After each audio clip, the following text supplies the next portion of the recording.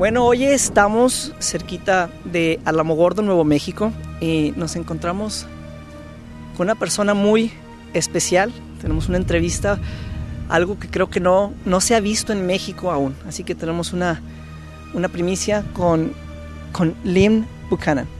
Hello, Lynn, how are you? Just fine, thank you. Okay, you are a remote viewer, correct? That's right. First of all, what is a remote viewer? A remote viewer, back in the early 60s and 70s, the U.S. government realized that it needed psychic spies, but it didn't want to deal with psychics. So they took some psychics out to Stanford in California and studied them and to find out what goes on inside the mind of a psychic when they're doing good work. And then they took that science and structured a methodology whereby anybody can do the work of a real psychic. And it's a science. It's can be taught to anyone. And basically when somebody says they're a remote viewer, it means they don't have enough psychic ability to do it by themselves, but they've learned how. That's it. So it's basically, it started by the government. It was fun and was probably secret if it was for spying purposes, correct? That's right. It was secret for 28 years. So how did this come out to the light? When the Cold War ended, the funding went away for many of the spying and espionage projects. One of them was our project. It quit being funded, and so it was disbanded. And about 5 years later, the CIA was getting requests because people wanted to know where certain information had come from. And so they finally just let the information out that we had been working for them. Okay, so that is a brief history of remote viewing. What was your role in this? My role was as a remote viewer, first of all. And then I was also the database manager. We kept extremely accurate data on all of the work that was done by all of the remote viewers for the United States government. And so I was both the database manager and one of the remote viewers. How many remote viewers worked on the program?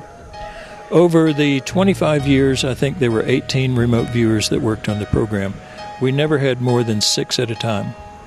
You were probably sworn to secrecy or something like that, correct? Absolutely, right. So when you come out to the light nowadays, presently, how does that work? Or how does it affect you or on the information that you give out presently? When it first came out, we had a lot of people who thought that the government had been messing with their minds, and all of a sudden they had a name. So we started getting a lot of death threats and things like that. But now people have found out what remote viewing is, and that it's it's not messing with people's minds. It's just collecting intelligence, finding missing children, finding medical problems with people's bodies and things like that. And so it's just information collection. And so now that they've found that out and been educated, people are wanting to learn it because they found that it's useful in business, in archaeology, in just about every walk of life. We even have people who come here and learn how to use it for going to Las Vegas and gambling. Nowadays, is there a remote viewing program for the United States government? I hope there is. Once you retire, they quit telling you things, But as useful as we were, and as many lives as we saved, I hope that there is still a project. It would be stupid of the government not to have a project like this. But of course, that brings up the question, does the government ever do anything stupid? So, I don't know. One of the questions that comes up every time an interview is done to a remote viewer is, okay, can you remote view to see if there is a program for the government? Yes, you can. Have you tried that, or has anyone tried? I don't know if anyone's tried. I'm staying out of it. As we continued to work, we continued to learn. And it's just my suspicion that if there is a remote viewing effort now, it's probably better, and their remote viewers are better than I was back when when we were first learning things. And so I just stay out of it. Okay. Let's get into specifics now. On a grander scale of what you have done, a specific detail of what the remote viewing program did to help the United States or the world. First of all, we worked a lot with political hostage crises, finding the political hostages so that they could be rescued.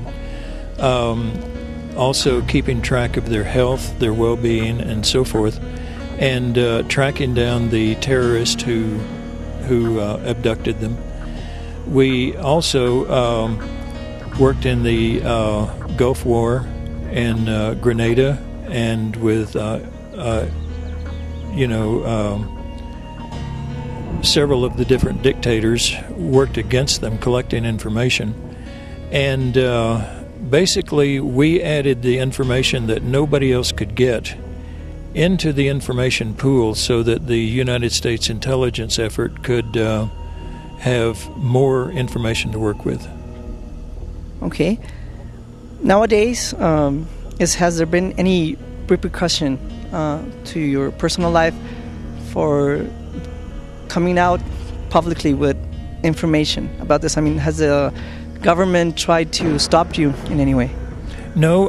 In the beginning, they did, and I went into the Defense Intelligence Agency and just had a talk with them, and I said, look, you release this information, we're out there, people want to know, and so tell me what I can say and what I can't say.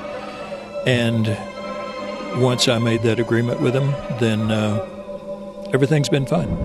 So, as I understand right now, there's many details that you will not be able to, or you have not been able to speak about, correctly?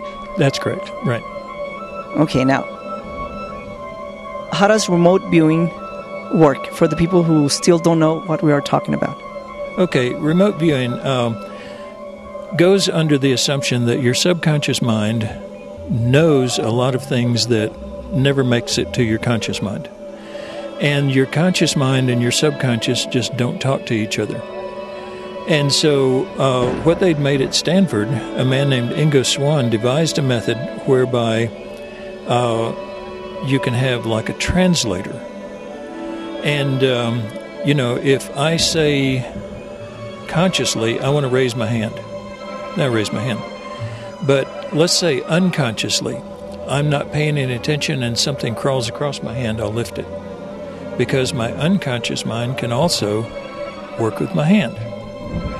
And so what Ingo came up with was a method whereby your subconscious mind talks to your body, and the body talks to the conscious mind, and the information comes that way.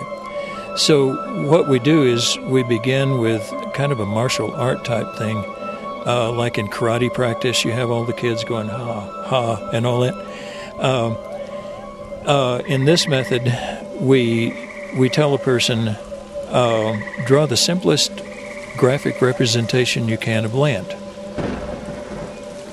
Okay, now water. And they do something like that. And we practice this over and over and over, just hundreds and hundreds of times. And one day, instead of saying water and having them automatically do that, we'll say target 23, and they'll go like that. And they'll say, well, what does that mean? And then we take out target number 23, and it's always what they told us physically that it was. And so by doing this, it's like a martial art. If you have to think about a fight, you're going to lose it. But if your subconscious gets into a fight and you're a martial artist, you win.